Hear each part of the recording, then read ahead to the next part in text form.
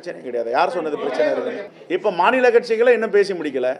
நாங்கள் தேசிய கட்சி ஒரு மாநிலமாக முடிச்சுட்டு வராங்க. என்ன சொன்னீங்க? இதே பத்திரிகை நீங்களே சொன்னீங்க, சிவசேனா கூட கூட்டணி ஏற்படாது, என்சிபியோட கூட்டணி ஏற்படாதுன்னு கூட்டணி போட்டு ஒப்பந்தம் போட்டுட்டோம். அகிலேஷ் யாதவ் கூட இழுத்துட்டே இருக்கு வராதுன்னீங்க, அங்கே ஒப்பந்தம் பண்ணிட்டோம். ஆம் ஆத்மி வாய்ப்பே இல்லை அறிக்கை கொடுத்துட்டாங்கன்னீங்க, அங்கே கூட்டணி ஒப்பந்தம் வந்துடுச்சு. பீகாரில் கூட்டணி ஒப்பந்தம் போட போகிறோம். எல்லா இடத்தையும் கூட்டணி ஒப்பந்தம் போட்டுட்டு வரோம். அதே மாதிரி தமிழ்நாட்டிலையும் போடுவோம். உங்களுக்கு இனிப்பான செய்தியை சொல்லுவோம், உங்களை கூட்டிகிட்டு போவோம் சாட்சியாக வாங்க. சுமூகமாக போயிட்டு இருக்குங்க. நாங்கள் சென்ற முறை ஒரு லோக்சபாவும் ஒரு ராஜ்யசபா சீட்டு நாங்கள் கேட்டிருந்தோம். கூடுதலாக இந்த இடம் கூடுதலாக ஒரு லோக்சபா சீட்டு நாங்கள் கேட்டிருக்கிறோம். நாங்கள் நல்ல கௌரவமான முறையில் அவங்க திமுகவுடைய முக்கிய தலைவர்களை நடத்துனாங்க. ஒரு நம்பிக்கை இருக்குது.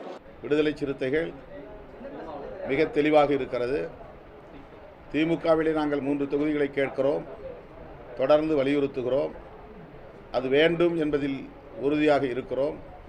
ஆனாலும் திமுக கூட்டணியில், இந்தியா கூட்டணியில் பயணிப்போம் என்பதுதான் உண்மை. அதிலே எந்த மாற்றமும் இல்லை. 2வது கட்ட பேச்சுவார்த்தை சுமூகமாக நடந்தது. பேச்சுவார்த்தை தொடரும். இந்த பேச்சுவார்த்தை நல்லபடியாக இருந்துச்சு. மேற்கொண்டு நாங்கள் எங்களுடைய கருத்துக்களை சொன்னோம், அவங்க அவங்களுடைய கருத்துக்களை சொன்னாங்க, பகிர்ந்துக்கிட்டோம், பழைய நட்புணர்வுகளோடு பகிர்ந்துக்கிட்டோம். அதனால் ஒரு வெற்றி கூட்டணி அமையும். அன்றாடம் எங்களை பற்றி பாட்டாளி மக்கள் கட்சி இங்கே பேசினார்கள், அங்கே பேசினார்கள், இது முடிந்து விட்டது, அது முடிந்து விட்டது என்றெல்லாம் வருகின்ற செய்தி பொய்யான செய்தி. நாங்கள் இன்னும் ஓரிரு வாரத்திற்குள் எங்களுடைய நிலைப்பாட்டை உங்களிடம் தெரிவிப்போம். 5வது முறை அந்த ஆண்டில் மட்டும் பிரதமர் மோடி தமிழ்நாட்டுக்கு வராரு. எத்தனை முறை கட்சினி எத்தனை எடுத்த மாதிரி அவர் எத்தனை முறை படை எடுத்தாலும் சரி, எத்தனை முறை வந்தாலும் சரி, தமிழ்நாட்டு மக்கள் ஒரு அரசியல் இயக்கம்ன்றது எங்கள் புரட்சித் தலைவர் காலத்திலே சொல்லியிருக்கார். ஒரு அரசியல் இயக்கத்தில் மதத்தை இணைக்கக்கூடாது. கூட்டணியிலேருந்து வெளியே வந்ததுக்கப்புறம் தான் தெரியுதா பாஜக ஒரு மதத்தை தூக்கிட்டு போகிறாங்கன்றது? என்னங்க, கூட்டணிலேருந்து வெளியே வந்ததுக்கப்புறம் தான் நமக்கு தெரியுதா பாஜக ஒரு மதத்தை தான் தூக்கிட்டு போகிறாங்க அப்படின்றது? இல்லை முதல், ஆனால் இப்போ ரெம்போவில் எடுக்கிறாங்க. இதில் இப்போ புதுசாக என்ன பாரதிய ஜனதா என்னென்னமோ பயணம் பண்ணுறாங்க. என்ன எத்தனை பண்ணாலும் சரி, உருண்டாலும் சரி, தமிழ்நாட்டு மக்கள் பாரதிய ஜனதாவை ஏற்றுக்கிற மாட்டாங்கங்க. தமிழ்நாட்டை பொறுத்த மட்டும் அதிமுக திமுக இதுதான் நிலைப்பாடு. தமிழ்நாட்டுக்குள்ளே தேசிய கட்சிகளுக்கு தமிழ்நாட்டில் வேலை கிடையாது. திராவிட கட்சிகள் மீது கைகோர்த்து தான் களத்தை சந்திக்க முடியும் ஒழிய தனியாக ஒரு அமைப்பை ஏற்படுத்தி ஒரு கூட்டணி அமைத்தெல்லாம் களத்தை சந்தித்து ஜெயிப்பதும் நடக்காது. தமிழ்நாட்டை பொறுத்த மட்டும் மக்கள் இன்னும் ஒரு 100 ஆண்டு காலம் அதிமுக திமுக அதிமுக இப்படித்தான் முடிவெடுப்பார்கள், இப்படித்தான் நிலைப்பாடு எடுப்பார்கள். இது திராவிட பூமி. ஆகவே இங்கே மாற்றுக்கிறதுக்கு இடமில்லை.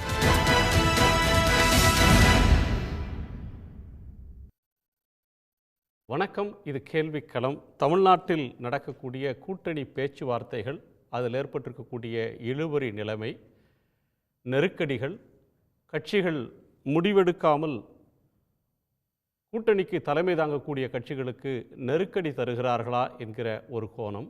அப்படியானால் எந்த கட்சி நெருக்கடியில் இருக்கிறது? திமுகவா, அதிமுகவா, பாஜகவா என்கிற பல அம்சங்களை நாம் விவாதிக்கப் போகிறோம். நம்மோடு அமர்வில் டாக்டர் சஃபி சுலைமான், திமுகவினுடைய செய்தி தொடர்பாளர், பாஜகவினுடைய செய்தி தொடர்பாளர் திரு ஸ்ரீகாந்த் கருணேஷ், அரசியல் விமர்சகர் திரு ராமசுப்ரமணியன். அனைவருக்கும் வணக்கம்.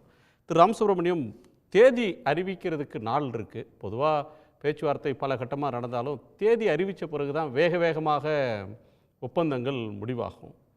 ஆனால் திமுக கூட்டணியில் சில கட்சிகள் கையெழுத்திட்டுருக்கிறாங்க. பிஜேபியோடு தான் நாங்கள் இருக்கிறோன்னு சொல்லி திரு வாசன் உள்ளிட்ட பல தலைவர்கள் சொல்லியிருக்கிறாங்க. புதிய தமிழகமும் தேமுதிகவும் அதிகாரப்பூர்வமாக அதிமுகவோட பேசிக்கிட்டு இருக்கிறாங்க. இந்த கூட்டணி முரண்பாடுகள் அல்லது கூட்டணியில் இருக்கக்கூடிய இழுபறி நிலைமை அப்படின்றது எந்த கட்சிக்கான நெருக்கடியாக பார்க்குறீங்க? முதல்ல திராவிட முன்னேற்ற கழகம் அவங்களுடைய அலையன்ஸில் ஒரு பிரச்சனையும் கிடையாது. எல்லா கட்சிகளும் அப்படியே சுமூகமாக, நீங்கள் முதல்ல காமிச்சது போல் எல்லா கட்சிகளும் சுமூகமாக திராவிட முன்னேற்ற கழகத்தோடு பயணித்து கொண்டிருக்கின்றார்கள். அதில் ஒரு சேதாரமும் இல்லாமல் எப்போவுமே இருப்பது போல் அந்த சிறப்பான ஒரு ஸ்ட்ரென்த்தோடு அவங்க இருக்காங்க. ரெண்டாவது, அதிமுகவை பொறுத்த வரைக்கும் அவங்க நிறைய முன்னாடியெல்லாம் வந்த செய்திகள் என்ன ஒரு குழப்பங்கள்லாம் இருந்தது. யார் வருவாங்க, அவங்களோட வரமாட்டாங்களா, பாமக வருமா, தேமுதிக வருமா அப்படிங்கிற கேள்விகள்லாம் இருந்தது. அதுக்கெல்லாம் கிட்டத்தட்ட ஒரு முடிவு வந்தால் தான் தோன்றுகிறது. இப்போ டாக்டர் அன்புமணி ராமதாஸ் சொன்னாலும் கூட அவர்கள் கிட்டத்தட்ட அதிமுகவோட தான் பயணிக்கப் போகின்றார்கள். ஆகவே அதுவும் ஒரு நல்ல கூட்டணியாக உருவெடுத்து கொண்டிருக்கின்றது அப்படின்னு நாம் நம்பலாம். மூன்றாவதாக பார்த்திங்கன்னா பாஜகவுக்கு யார் இருந்தாலும் இல்லாட்டாலும் மிக மிக சிறப்பான ஒரு கூட்டணி அமைத்திருக்கிறார்கள். யாருக்குமே கிடைக்காத ஒரு அற்புதமான கூட்டணி பாஜகவுக்கு கிடைத்திருக்கின்றது என்று தான் சொல்லணும். எப்படின்னா சின்ன சின்ன கட்சிகள் ஐஜேகேயாக இருக்கலாம், அல்லது ஏசி சண்முகமாக இருக்கலாம், ஜான் பாண்டியன் போன்றவர்கள், இதெல்லாம் தாண்டி அவருடைய கூட்டணியில் மிகப்பெரிய வலுவான ஒரு அமைப்புன்னு பார்த்திங்கன்னா ப்ரெஸ்ஸு. அதாவது வடநாட்டில் இருக்கக்கூடிய எல்லா ஊடகங்களும் அவங்க இங்கே வந்து ஒரு சர்வேயெல்லாம் எடுத்து பிரமாதமாக இருக்குது. இன்றைக்கி 3%லேருந்து 20%க்கு மேலே போயிடுது. அதே 18% போயிடுது. 5 இடம் கட்டாயமாக வெற்றி பெறுவார்கள். அப்படிலாம் நிறைய விஷயங்கள் சொல்லி கொண்டிருக்கின்றார்கள். அவங்கள்ட்ட சின்ன சின்ன கட்சிகள் உதிரி கட்சிகளாக தான் இருந்தாலும் கூட, அதுக்காக நான் வந்து குறைத்து மதிப்பிடவில்லை என்றாலும் கூட, அவங்களுக்கு மிகப்பெரிய பலம் என்பது ப்ரெஸ், இந்த ஊடகங்கள் அவங்கள வந்து வச்சுட்டு, அது இங்கே தமிழ்நாட்டில் இருக்கக்கூடிய சில ஊடகத்தெல்லாம் கூட உடைத்து விட்டு அதுக்கு ஒரு சர்வே நடத்துகிறாங்க. அது என்னடான்னா ஏடிஎம்கேக்கு கூட குறைவான, அதை விட அதிகமான ஓட்டு பாஜக பெறப்போகின்றது அப்படிங்கிற விபரீதமான ஒரு கற்பனையெல்லாம் சேர்த்து ஒரு சர்வேயை கொடுத்துருக்காங்க. ஆகவே இதெல்லாம் கேட்கும்போது கற்பனைன்னு சொல்லுங்க, விபரீதமான கற்பனைன்னு ஒரு அட்ஜெக்டிவ் போடுறீங்களே சார். கற்பனைனா இது விபரீதமான கற்பனையா சார்? 3லேருந்து தெரியுது. இல்லை நண்பர் கொஞ்சம் இருக்கட்டும், நான் உங்களை வந்து குறையாக சொல்லலை. உங்களுக்கு அந்த எஃபர்ட் எல்லாம் நிறையா இருக்குது, அதுக்கு உங்களுக்கு ஸ்ட்ரென்த் எல்லாம் இருக்குங்கிறத நான் வந்து குறைச்சி மதிப்பிடவே இல்லை. ஆனால் ஒரு சாதாரணமாக சொல்ல ராஜயோகம் அப்படிம்பாங்க, அதுலேயே விபரீத ராஜயோகம் அப்படிங்கிறதெல்லாம் உண்டு. அது என்ன ஒரு பெக்கூலியர் இருக்காரு, ஜோசியம் சொல்கிறவங்க தான் சார் அதெல்லாம் சொல்லுவாங்க. அது மாதிரி தான் நம்ம அரசியல் பேசுகிறோம். இல்லை நான் வந்து அந்த மாதிரி டெர்மினாலஜி நீங்கள் சொன்னீங்க, அப்ஜெக்டிவ்னு சொன்னீங்க இல்லையா, அது மாதிரி ஒரு விபரீதமான ஒரு இதுவாக தான் இருக்குது அந்த சர்வேங்கிறது. ஆகவே இது there is no doubt at all. ஏன்னா போன தேர்தலில் 3%லேயும் 4%லேயும் சார் இந்த தமிழ்நாட்டை பொறுத்த வரைக்கும் whether you like it or not, DMK ADMK இப்படி தான் இங்கே தமிழ்நாட்டிலுடைய அரசியல் பார்த்து கொண்டே இருக்கின்றோம். அதில் ஒன்றும் மாற்றே நமக்கு இது வரைக்கும் பார்க்கலாம். 50 வருஷத்துக்கு மேலே இதே தான் ஓடின்னு இருக்கு. அப்படி இருக்கும்போது திடீர்னு 3%லேருந்து 20%க்கு மேலே வருகின்றது, 5 சீட்டு கிடைக்க போகின்றது அப்படின்னா ஒரு ரொம்ப ரொம்ப பெக்யூலியரான ஒரு 5 சீட்டு கிடைக்குதுன்னா பாமக இன்னமும் போகலை, அதிகாரபூர்வமாக அவங்களோட கூட்டணிக்கான சமிக்ஞையோ இல்லை. தேமுதிக பாஜக கூட்டணியை முறிச்சுக்கிட்டு ஏடிஎம்கே பக்கம் தாவிட்டாங்க. புதிய தமிழகம் பாஜக சார்பில் தென்காசியில் நின்றார், அவர் வந்து மாறுறாரு. ஆமாம். இந்த பக்கம் பார்த்தா ஒரு வலுவான ஓரளவுக்கு கட்சி அப்படின்னா ஜிகே வாசன், அதற்கு பிறகு தனி தலைவர்கள், ஒவ்வொருத்தரும் தனிப்பட்ட முறையில் இருக்கக்கூடிய தலைவர்கள். இந்த அணி வந்து நீங்கள் வலுவானதாக பார்க்கலையா? இல்லை அதான் தான் சொல்கிறது. இன்றைக்கி பாஜகவை பொறுத்த வரைக்கும் நான் வந்து அதுக்காக நான் ஐ எம் நாட் அண்டர்மைனிங். அவங்களுடைய எஃபர்ட்லாம் ரொம்ப பெருசாக இருக்கின்றது. பல எல்லா கான்ஸ்டுவன்சிக்கும் அதனுடைய தலைவர் போயிட்டு வந்திருக்கின்றார். அதற்கு ஒரு எழுச்சி இருப்பதாக பத்திரிகைகள் வருகின்றன, ஊடகங்களில் செய்திகள் வருகின்றன. அதெல்லாம் ரைட்டு. ஆனால் அது பெரிய ஸ்ட்ரென்த்தாக இருக்குமாங்கிறது இது போக தான் தெரியும். ஆனால் 3%லேருந்து 21% வருது, 18% வருது. ஏடிஎம்கே ரொம்ப குறைவாக வருகின்றது.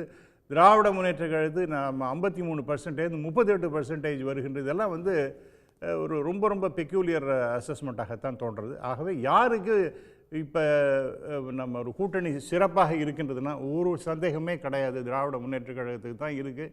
ஏன்னா எல்லா கட்சிகளும் அப்படியே அவங்களுடைய ஒத்த கருத்து அவங்களுக்கு வந்து ரொம்ப தெளிவாக இருக்கின்றார்கள். இந்த என்டிஏ வரவே கூடாது அப்படிங்கிறத ரொம்ப தெளிவாக, அதே மாதிரி இந்தியா எப்படியாவது ஜெயிக்க வேண்டும் என்பதில் ரொம்ப தெளிவாக இருக்கின்றார்கள். அதெல்லாம் பார்க்கும் பொழுது பிஜேபியும் ஏடிஎம்கேவும் தங்கள் தலைமையில் கூட்டணி அமைக்கிறதுக்கு முயற்சி பண்ணுறாங்க பிரிஞ்ச பிறகு. அதுக்கு அடுத்து அந்த கூட்டணியில் இருந்த கட்சிகள் ஏற்கனவே போட்டியிட்ட வலிமை அப்படின்னு பார்த்தா அதுக்கடுத்து பெரிய கட்சினா பிஎம்கேவும் தேமுதிகவும், அதற்கடுத்து மற்ற கட்சிகள் அப்படின்னு அந்த சட்டமன்ற பிரதிநிதித்துவம் அல்லது அவங்களுடைய வாக்கு சதவீதம் இந்த அடிப்படையில் பார்த்தா பாமக இன்னமும் முடிவெடுக்கலை.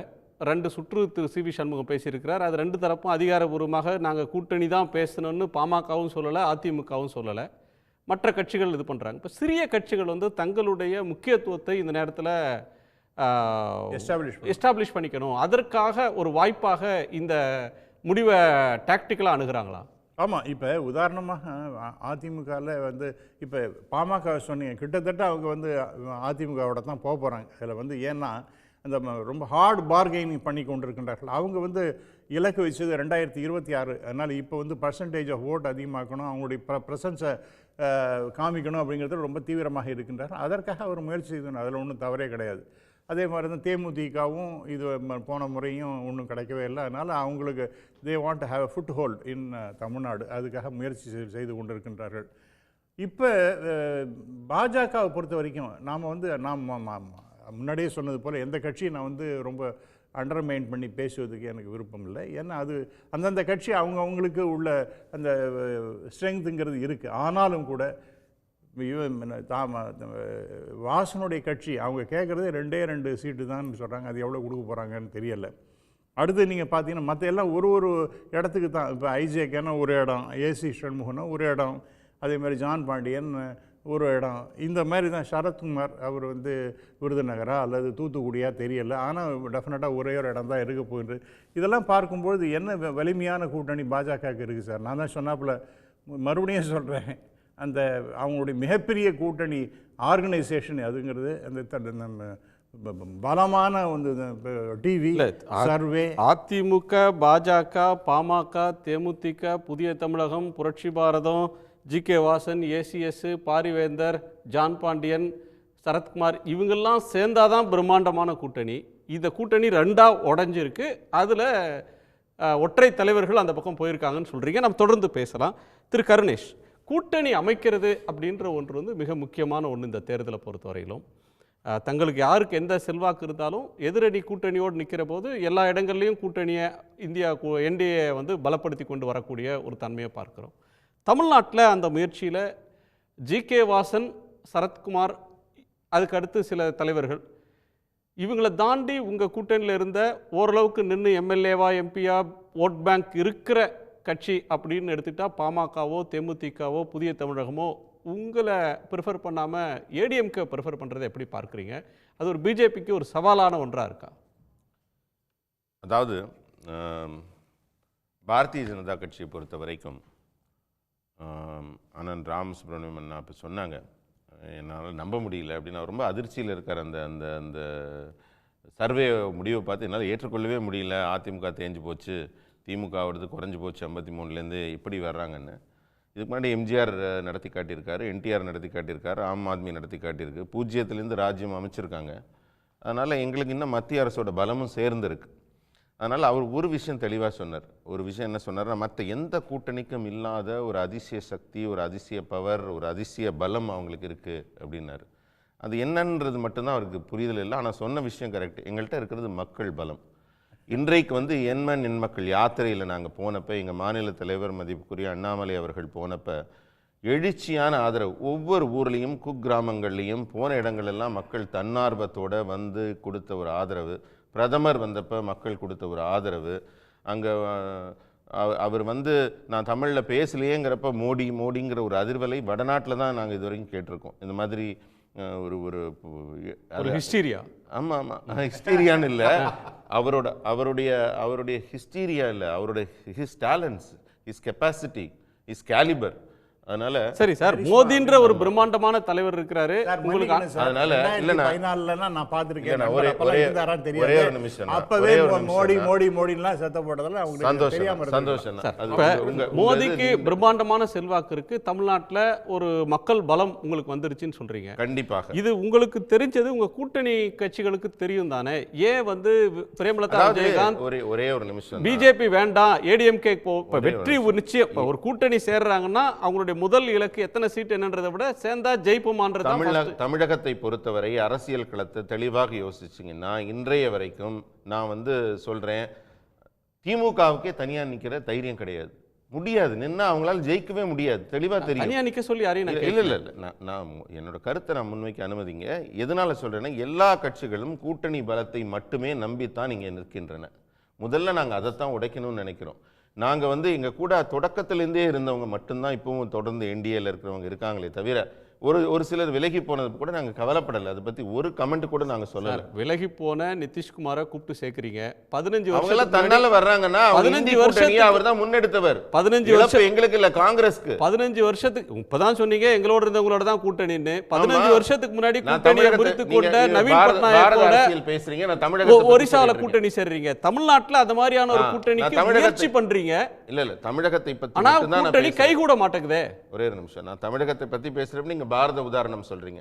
அந்த பாலிடிக்ஸ் வேற. நீங்க எப்பவுமே ஜியோ பாலிடிக்ஸ் பாத்தீங்கன்னா தமிழகத்தினோட அரசியல் தனித்துவமானது.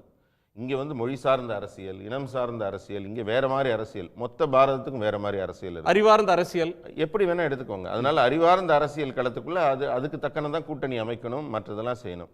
நாங்க இன்றைக்கு எல்லாருமே இந்த நிமிஷம் வரைக்கும் பாரதிய ஜனதாவோட வளர்ச்சியை இந்த அளவு எதிர்பார்க்கல. அவங்க எங்க தலைவருடைய உழைப்பு, பிரதமருடைய வந்த மிகப்பெரிய உயரத்துல என்னோட சிம்பிள் கொஸ்டின் சார், 2014லயும் 19லயும் பிஜேபி இவ்வளவு வளரல. இப்பதான் பிரம்மாண்டமா வளர்ந்துருக்கு, கற்பனை செய்ய முடியாத அளவுக்கு வளர்ந்துருக்குன்னு சொல்றீங்க. 2014 நீங்கள் வளராத போதே உங்களோட கூட்டணி சேர முன்வந்த பாமகவும் தேமுதிகவும் புதிய தமிழகமும் நீங்கள் வளர்ந்துட்ட பிறகு போனா வெற்றின்னு நல்லா தெரிஞ்சா ஏன் வரமாட்டாங்கன்னு கூட்டணி எல்லா கணக்குகளும் முடிஞ்சிருச்சா? இன்னும் நிறைய நாள் இருக்கு. ஏடிஎம்கே போயிட்டாங்களா? அவங்க ஒரே ஒரு நிமிஷம். நிறைய பேர் ஏடிஎம்கே போயிட்டாங்கங்கிறீங்க, அவங்க அங்க இருக்காங்கிறீங்க. இன்னும் கூட்டணி களமே நிறைவாகல. இல்ல சார், தேமுதிக ஸ்டாண்ட் எடுத்துட்டாங்க. அது எத்தனை சீட்டுன்றது வேணா நமக்கு தெரியாம இருக்கலாம், எந்த சீட்ன்றது தெரியாம இருக்கலாம். கண்டிப்பா they have taken a political stand. நாங்க பிஜேபியோட இல்ல ஏடிஎம்கே அப்படின்றது டிஎம்டிகே எடுத்த ஸ்டாண்ட். இப்ப டாக்டர் கிருஷ்ணசாமி எடுத்த ஸ்டாண்ட். இப்ப விசிகே திமுகவோட இருக்கும், ஆனா 3 சீட்டு கேட்டிருக்கோம், எவ்வளவு கொடுப்பாங்கன்னு தெரியும், ஆனா கூட்டணியில இருக்கோங்கிறாங்க. அந்த மாதிரி அவங்கவுங்க கூட்டணியை உறுதி செய்து கொண்டே வருகிறார்கள். அப்படி இருக்கிறப்ப எங்களுக்குள்ள இருக்கிற கூட்டணியோட நாங்கள் பலமா நிற்கிறோம். எங்களுக்கு இது பலம் இல்லைன்னு எப்படி சொல்றீங்க? இப்ப சொல்றப்ப ராம் சுப்ரமணியன் என்ன சொன்னாங்க, ஒரே ஒரு சீட்ல ஜெயிக்கக்கூடிய அப்படின்னு ஒரு கட்சிகள் சொல்றாங்க. அவங்க வேணா ஒரே ஒரு சீட்ல ஜெயிக்கலாம். இப்ப விசிகேக்கு 2 சீட் நீங்க கொடுக்க போறீங்கன்னா 2 சீட்ல மட்டும்தான் அவங்க இருக்காங்களா? தமிழகத்தின் மற்ற இடத்துல அவங்களுடைய ஒடுக்கப்பட்ட மக்கள் இல்லையா? அதனால அவங்க அவங்களுடைய பங்களிப்பு எல்லா இடத்துலயும் இருக்கும். எவ்வளவு கொடுக்குறோம். சரத்குமார் கட்சி இருக்கு, அது லெட்டர் பேட் கட்சியா தமிழ்நாடு முழுக்க இருக்கிற கட்சி? அது நீங்க ஒரு நிகழ்ச்சி நெறியாளரா அதை லெட்டர் பேட் கட்சி நீங்க சொல்றீங்கன்னா, கடந்த தேர்தலில் அவங்க வாங்கின ஓட்டு என்ன? சட்டமன்ற தேர்தலில் அவர் கொடுத்த சீட்ல எனக்கு ஆளே நிக்கிறதுக்கு ஆள் இல்லை, நீங்களே நின்னுங்கன்னு திருப்பி கொடுத்துட்டாரு. ரொம்ப சந்தோஷம்னா இப்ப நான் என்ன சொல்ல வரேன்னா, இப்ப எங்களுக்கு கொடுக்குற ஆதரவு தர வருபவர்கள் எங்களுடைய கதவு திறந்திருக்கு. எல்லாருடைய ஆதரவும், யார் கொடுக்குற ஆதரவு எந்த கட்சியும் மறுக்க மாட்டாங்க. ஆதரவு கொடுக்க வருபவர்கள் ஆதரவு தர வர மறுக்கிறார்கள். மறுக்கவே இல்லையே. பிரேமலதாவோ டாக்டர் கிருஷ்ணசாமியோ உங்களை 2 கட்சி மட்டும் வச்சுட்டே அவங்க முடிவு எடுத்ததுனால கேட்கிறேன். பாமக என்ன முடிவு எடுத்தது நமக்கு தெரியாது. அதாவது ஒரு தேர்தல்ல நமக்கு கூட்டணியை நிறைவு செய்கிறதுக்கு பல கூறுகள் பேசப்படும். அவங்களுக்கு தேவையான கூறுகள் அதிமுக தரதா இருக்கலாம், மற்ற இடத்துல கிடைக்காம இருக்கலாம். அதனால அதோட முடிவு அவங்க எடுக்க போறாங்க. அவங்க கட்சியை பத்தி நான் எப்படி பேச முடியும்?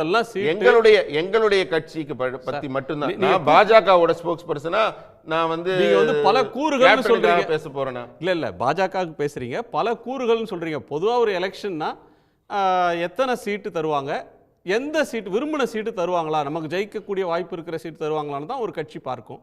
அடிஷ்னல் ஃபினாமினன் ராஜ்யசபா, அது கொஞ்ச நாளா +1 அப்படின்றது +1 +2. ஆமா, இதுல பல கூறுன்றீங்களா? அது என்ன சார்? அது இல்ல அதாவது நம்ம என்ன பேசுறோங்கிறது உங்களுக்கும் தெரியும், எனக்கும் தெரியும், எல்லாருக்கும் தெரியும், இப்போ மக்களுக்கும் தெரியும். அதாவது பல கூறுகள்னா மக்கள் ஆதரவு, அதுக்கப்புறம் அவங்க இன்னைக்கு இருக்கிற அவங்களோட ட்ரெண்டு, கேப்டனுடைய மறைவினால் வரக்கூடிய எழுச்சி, அந்த மாதிரி நிறைய பல கூறுகள் எடுத்துக்கோங்களேன். அதனால பல கூறுகள் சிந்திக்க வேண்டியிருக்கும் அதில் அதனால அந்த ஒவ்வொன்றும் அவங்களுக்கு என்னென்னலாம் அங்கே ஆதரவு கிடைக்குதோ அதுக்காக அவங்க போகிறாங்க. நாங்கள் அதுக்காக எல்லாரையும் போய் வெத்தலை பாக்கு வச்சு நாங்கள் வாங்க தயவு செஞ்சு வாங்க. பாஜக எங்கேயும் கெஞ்சி கொண்டிருக்கவில்லை. ஏன்னா எங்களுக்கு எங்கள் பலத்தின் மீது அவ்வளவு நம்பிக்கை இருக்கிறது. நீங்கள் இப்போ சொல்கிறீங்க இல்லையா, நீங்கள் ஓட் பர்சன்டேஜ் உங்களுக்கு 18 தாண்டி வந்துட்டீங்க அதிமுகவன்னு, அதுவே தப்புங்கிறோம். நாங்கள் எங்க தலைவர் 30% இருக்கோம்னு நம்புறாரு முழுமையாக.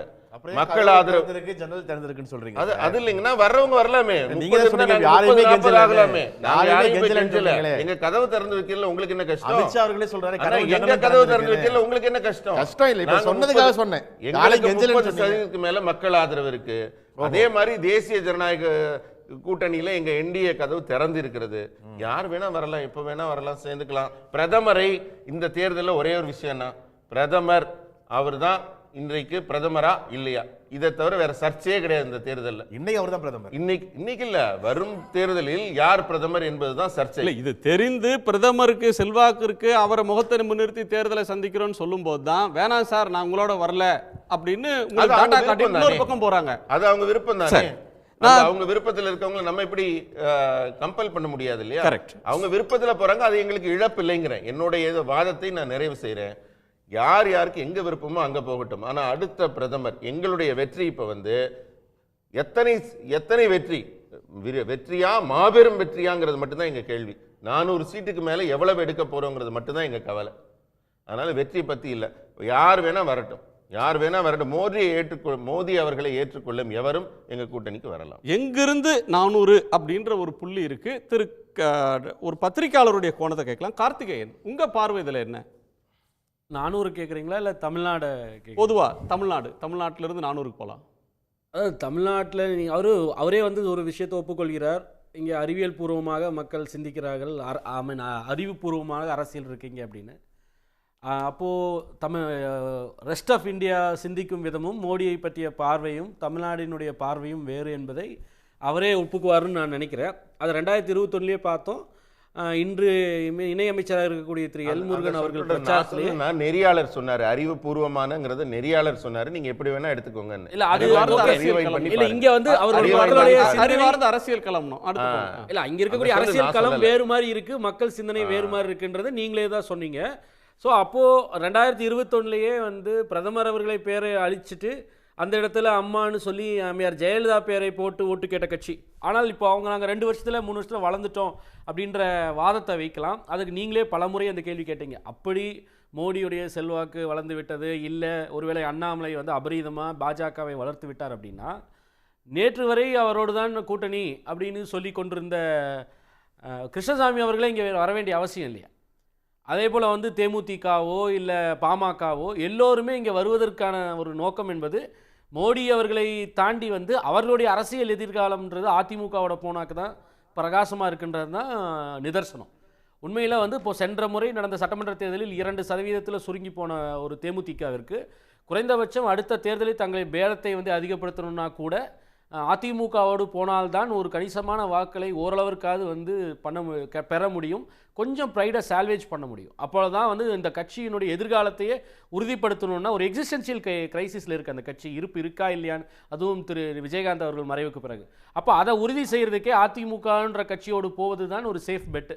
ஒரு கணிசமான வாக்குகளை பெற்று அந்த வாக்கு ஜெயிக்கிறமோ இல்லையோ வாக்கு வங்கியை வைத்து அடுத்த முறை 2024-26க்கு பேரம் நடத்துவதற்கு கூட அதிமுகவோட போகணுன்றது தான். அதே போல் பாமகவை எடுத்துட்டாலும் பாமக செல்வாக்காக வீச்சோடு இருக்கக்கூடிய பகுதிகளில் பாஜகவுடைய செல்வாக்கு என்பது மிக மிக குறைவு. அதே போல் பாமக இங்கே பாஜக வளர்ந்து விட்டதாக சொல்லக்கூடிய தென் மாநிலங்கள், நீங்கள் தென்காசியில் ஆரம்பித்து கன்னியாகுமரி வரைக்கும், இல்லை மேற்கு மாவட்டங்களில் ஒரு சில திருப்பூர் கோவை போன்ற பகுதிகளில் பாமகவுடைய செல்வாக்கு என்பது மிக மிக குறைவு. அப்போது அந்த டிரான்ஸ்ஃபர்ன்றதே பெரிய அளவுக்கு நடக்கிறது இல்லை அந்த இடத்துல. அப்போ அந்த இடத்துல ஒரு ப்ரெசன்ஸ் இருக்கக்கூடிய ஒரு கட்சி அந்த சிங்க்ரனைசேஷன் வரும், இணைந்து செயல்படணும்னா அதிமுகவோடு போவது தான் ஓரளவிற்காவது அவர்களுக்கு கை கொடுக்கும். அது 2019 நடந்த சட்டமன்ற இடைத்தேர்தலில் பார்த்தோம். 13 சீட்டுகளில் தோத்தாலும் 9 சீட்டுகளில் ஜெயிச்சு தங்களை ஆட்சியை தக்க வைத்து கொண்ட திரு EPS அவர்கள் அன்புமணி அவர்களுக்கு ஒரு ராஜ்யசபா கொடுத்தார். அப்போ அதுபோல் பாமகவிற்கும் அந்த 5% வேணும். இல்லை ஒருவேளை 2024 இந்த முறை கூட்டணி வைத்து அடுத்த முறை 2026 அதிமுகவோடு தொடரணும்னா அப்போ இப்போவே அதை உறுதி செய்யணும், அந்த இணக்கமான பயணத்தை மேற்கொள்ளணும். தாங்கள் வளர்ந்து விட்டோம் என்று அண்ணாமலை அவர்களோ இல்லை பாஜக அவர்களோ தங்களுடைய நீண்டகால செயல் திட்டத்திற்கு அதிமுகவை பாஜகவை தமிழ்நாட்டில் வளர்ப்பதற்கு அதற்கு போய் வந்து துருதனையாக இருக்கிறது வந்து பாமகவிற்கோ தேமுதிகவுக்கோ அவசியம் இல்லை. அவர்களுடைய அரசியல் எதிர்காலம் இமீடியட்டாக என்ன இருக்குது? இல்ல திரு கார்த்திகேயன், ஒரு கட்சி எந்த ஒரு கட்சியும் தன்னோட நலன்ல இருந்து தான் ஒரு தேர்தலை அணுகும். தான் கட்சி ஜெயிக்கணும், தங்களுடைய வாக்கு வங்கியை தக்க வைக்கணும், தங்களுடைய வாக்கு வங்கியை அதிகப்படுத்திக் கொள்ளணும் அப்படின்ற ஒரு கோணத்துல இருந்தா ஒரு கட்சி ஒரு தேர்தலை அணுகும், சிறிய கட்சியோ பெரிய கட்சியோ. அதேதான் நான் சொல்றேன். கூட்டணி அமைக்கிறதுன்றது ஒரு மிகப்பெரிய சவால். கூட்டணின்றது ஒரு ராஜதந்திரம், ஒரு தலைமையுடைய ராஜதந்திரம். யாரை கூட்டணியில சேர்த்தா அந்த கூட்டணி ஒர்க் ஆகும், எந்த இடத்துல நமக்கு பலவீனம் இருக்கு, யார் வந்து சேர்ந்தா அந்த அந்த பலவீனத்தை நம்ம பலமா மாற்ற முடியும் அப்படின்னு தலைவர்கள் தங்களுடைய அறிவாளுமையை வெளிப்படுத்துகிற இடமும் கூட்டணி தான். அப்படி பார்க்குற நேரத்தில் அந்த கூட்டணி அதுக்கு ஒரு கெமிஸ்ட்ரி இருக்குது. அந்த கூட்டணி ஒர்க் ஆகணும். மக்கள்கிட்ட போய் சொல்லுகிற போது அந்த கூட்டணி எடுபடணும். அவங்க முன்வைக்கக்கூடிய முழக்கம், இரண்டு கட்சி தொண்டர்கள்ட்ட கூடிய ஒத்திசைவு அப்படின்ற ஒன்று, அந்த ஒரு கொஹெஷன் அப்படின்ற ஒன்று பிஜேபி கூட்டணியில் இன்னைக்கு இல்லைன்னு எப்படி சொல்ல முடியும்? ஜி.கே. வாசன் அந்த கூட்டணியில் டிராவல் பண்ணி வந்திருக்கிறாரு. ஜான் பாண்டியன் அதில் இருக்கக்கூடிய ஒருவர். ஏசி சண்முகம், பாரிவேந்தர் அந்த கூட்டணியில் சேர்ந்திருக்கிறாங்க. சரத்குமார் அவர் போன தேர்தல் என்ன நிலைப்பாடு எடுத்தாருன்னு தெரியல, இப்போ அந்த தேர்தலுக்கு ஒரு பிரச்சாரகராக இருக்கக்கூடும். அது வந்து ஒரு கொகசிவாக இருக்காதுன்னு நினைக்கிறீங்களா? இல்லை, நீங்கள் சொல்லக்கூடிய இந்த கட்சிகள் எல்லோருமே வந்து ஒரு தனிநபர் சார்ந்த கட்சிகள். நான் வந்து தமாகவையும் சேர்த்து தான் சொல்கிறேன். பழைய தமாக வேறு, இன்று இருக்கக்கூடிய தமாக என்பது மிக மிக பலவீனமாக இருக்கின்றது தான் நிதர்சனம். இல்லைன்னா வந்து ஒரு காலத்தில் அவர்கள் டூத் அண்ட் நெயிலில் வந்து எதிர்த்த பாஜகவோடு கூட்டணி வைக்கக்கூடிய நிலைக்கு திரு ஜி.கே. வாசன் அவர்கள் போனதே வந்து அந்த கட்சியினுடைய பலவீனத்தை தான் காட்டுது. நான் அதற்காக வந்து மோடி அந்த விஷயத்துக்குள்ளே போகலை. கொள்கை ரீதியாக எந்தெந்த விஷயத்துக்கெல்லாம் வந்து தமாக நின்னதோ அதற்கு நேர்மாறாக இருக்கக்கூடிய ஒரு கட்சியை வந்து அதுவும் சில ஆண்டுகளாகவே ஆதரிச்சுட்டு வர்றாங்க. இன்று வெளிப்படையாக வந்து அந்த கட்சி போய் அந்த கூட்டணிக்கே போயிருக்கின்றதே வந்து நீங்கள் அதை வைத்து வந்து அவர்கள் பலம் பெறுகிறார்கள், பாஜகவால் வளம் பெறுவார்கள் அப்படின்ற அந்த நம்பிக்கை எனக்கு இல்லை. நீங்கள் சொல்லக்கூடிய அந்த கூட்டணியில் இருக்கக்கூடிய அனைத்து கட்சிகளுமே எந்த அளவுக்கு வேல்யூ அடிஷன் கொடுக்க போகிறாங்க பாஜக அப்படின்றதா என்னுடைய கேள்வி. நீங்கள் கேட்குறது வந்து ஒன்று கொஹெஷன் இருக்கணும், அதுக்கப்புறம் டிரான்ஸ்ஃபர் ஆஃப் ஓட்டு நடக்கணும், கடைசியாக வந்து ஒரு மும்முனை போட்டியில் கூட வெற்றி வரணும் அப்படின்னா குறைந்தபட்சம் ஒரு 30% ஓட்டு வாங்கணும் இல்லையா? 25% 30% ஓட்டு. அந்த ஓட்டு வரப்போகுதா அப்படின்றதா கேள்வி. அப்போ அந்த கேள்வியை முன்வைக்கும் பொழுது பாமக போன்றவர்கள், தேமுதிக போன்றவர்கள் நீங்கள் சொன்ன மாதிரி அது பொதுவான விஷயம்தான். கட்சியினுடைய நலன், நமக்கு என்ன கிடைக்கும், நம்ம கட்சி எவ்வளோ, அப்போ அதில் வந்து அந்த கேள்விக்கு பதில் வந்து தேடும் போது அவரோட சாய்ஸ் வந்து அதிமுக இருக்குன்றதானே இங்கே பார்க்க முடியுது. அப்போ அதிலேயே நேரடியாக வந்து அண்ணாமலை அவர்கள் கட்சியை வளர்த்து விட்டார் என்று பாஜகவினுடைய அந்த அறைகூடு இருக்கு இல்லையா, அதை ஏற்றுக்கொள்வதற்கு பாமகவும் தயாராக இல்லை, தேமுதிகவும் தயாராக இல்லை.